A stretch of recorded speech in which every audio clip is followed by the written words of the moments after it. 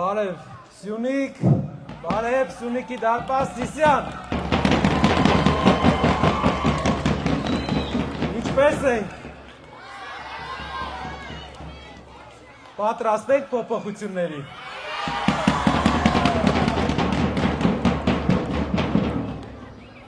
Հայաստանի բոլոր շրջանները,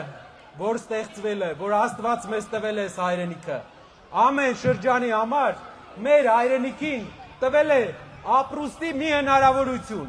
մի ձև, որ մեր երկիրը կարողանանք զարգացնենք, այդ շրջանը ապրի։ Սյունիքի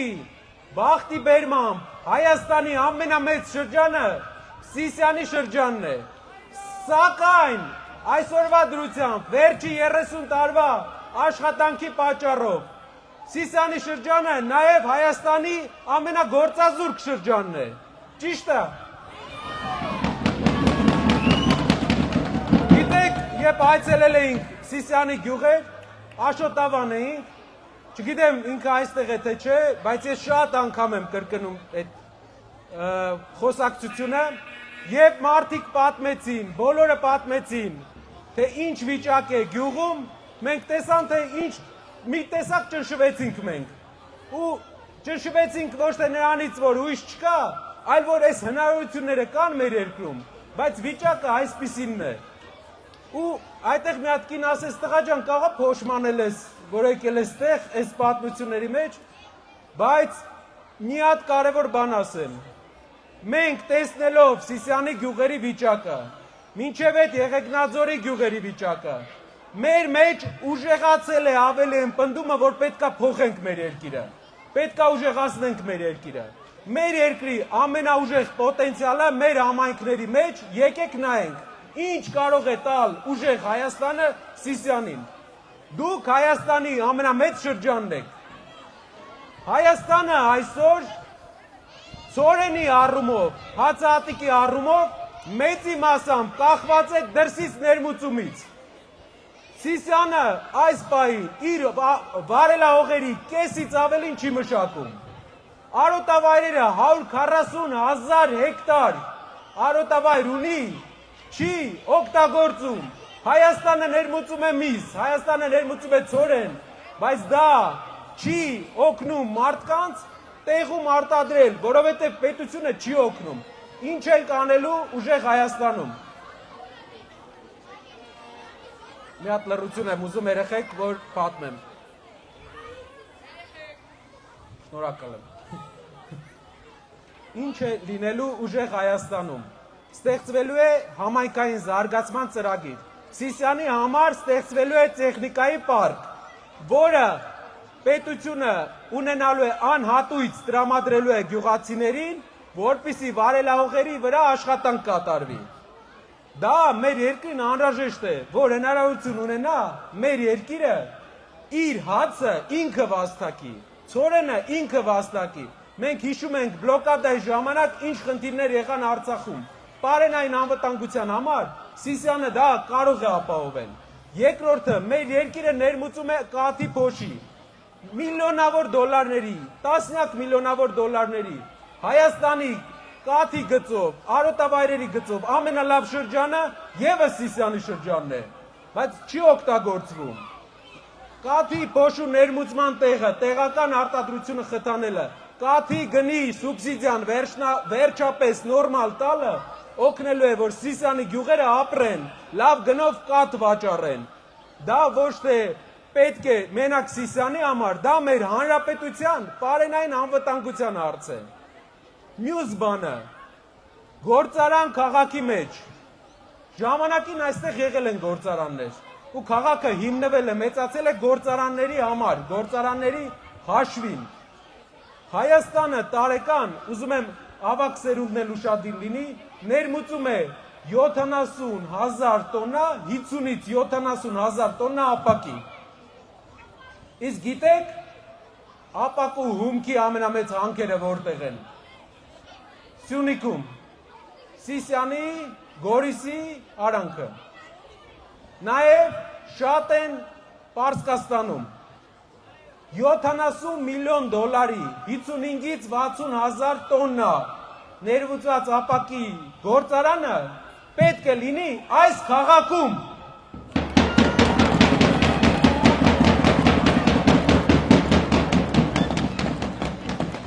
Ցորենի մշակաբույսերի աճ,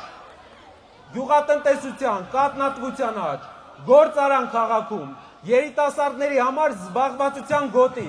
ժողովուրդ, այս ինչ ասում ենք, ծրագիր ենք ասում, չեն գալի ասում, էսի վատա, էսի լավա, ընտրեք այս թեկնածուին, ընտրեք այն թեկնածուին,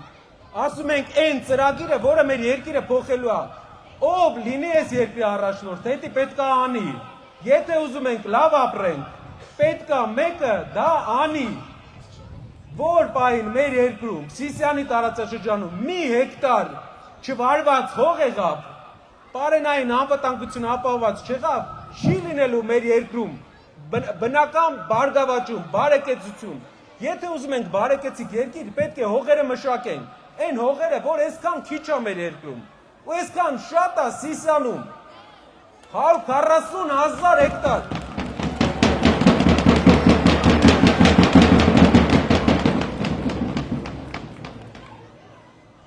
շատերը ասում են, շատ ենք մենք քաղաքական խոսույթներից խոսում, շատ ենք մենք խոսում տնտեսական հարցերով, չենք խոսում ինչա կատարվում քաղաքականության մեջ, չենք խոսում իշխանության քայլերից, ժողովուրդ ինչ խոսամ իշխանության քայլերից, երեք այստեղ էր Հայաստանի վարչապետը, այստեղ իմ հիշելով, կամ այստեղ Անգեղակոթում, կամ Կորնիձորում, Գորիսում, ինքը հայտարարություն արեց, ասեց Արցախը երբեք մերը չի եղել, լսել եք էդի։ Ժողովուրդ, այս հայտարարության մեջ մեկ շատ վտանգավոր բան կա, շատ վտանգավոր, գիտեք ինչն է, եթե Հայաստանի կառավարիչը, կառավարությունը ասում է, որ Արցախը երբեք հայկական չի եղել, ուրեմն Արցախ զորակոչված, ժամկետային զինվորական ծառայություն անցած զինվորները քրեական հետապնդման կարան ենթարկվել,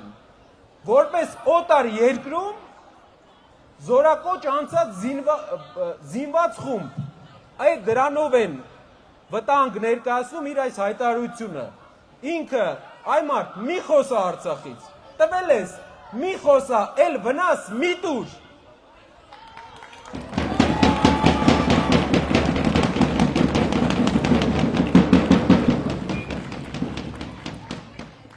Սյունիքի ամենամեծ գործազրկություն ունեցող շրջանի համար մենք բերել ենք ծրագիր գործարանի, մենք բերել ենք ծրագիր գյուղատնտեսական զարգացման, տեխնիկայի պարկի միջոցով, մենք բերել ենք ծրագիր անասնապահության զարգացման։ Մարդիկ կարող են Սիսիանում աշխատանք ունենալ, մարդիկ կարող են գյուղերում ապրուստ ունենալ եւ երիտասարդները վերջապես կարող են ունենալ զբաղմունք այս քաղաքում, որ չգնան քաղաքից Երևան կամ երկրից, որովհետև մարդիկ լքում են Հայաստանը։ Աղքատների հետ կապված մենք ունենք մի նոր ծրագիր, որը կուզենամ ձեզ ներկայացնեմ, ովքեր մեզ հետևում են գիտեն, բայց ուզում եմ ներկայացնեմ։ Հայաստանում կան տասնյակ հազարավոր ծայրահեղ աղքատ մարդիկ, ում ընտանիքում մի մարդու հաշվարկով Այսինքն, եթե 5 հոգի կա, ամսեկան 120,000 դրամ են ստանում, ամսեկան ամբողջ ընտանիքը։ Մենք մի հատ առաջարկ ունենք, աշխարհում կան շատ ունևոր, լավ ապրող հայեր, իսկ Հայաստանում կան շատ ծայրահեղ աղքատ ապրող հայեր։ Ստեղծվում է աղքատության հաղթահարման հիմնադրամ, 70%-ը ներդրում են անում մեր գործընկերները, Սփյուռքի հայրենակիցները, հարուստ ունևոր հայերը, 30%-ը հիմնադրամում ներդրում է անում պետությունը եւ ամեն ծայրահեղ աղքատ ընտանիքին, 5 հոգանոց ընտանիքին ամսեկան վճարվում է 150,000 դրամ օգնություն։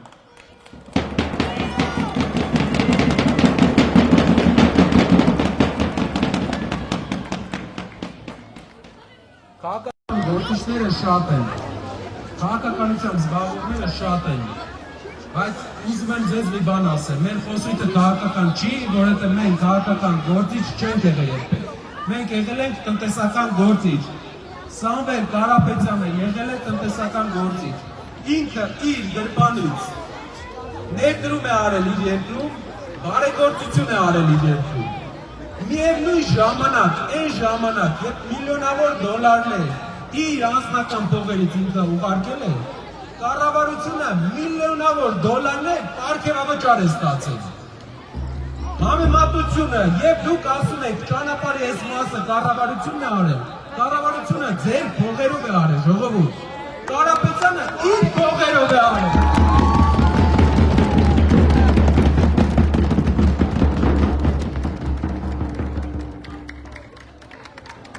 Սիսանցիներ կան, գործը ունենալու են, հողը հայրերի ունենալու են, ուղղակի պետք է հավատանք ու ակտիվ գնանք, պետք է հավատանք, որ հայերին հաղթել սազում է, այսօր հաղթանակի օրն է, ուզում եմ բոլորիդ շնորհավորեմ հաղթանակի օրվա կապակցությամբ ու մաղթեմ նորանոր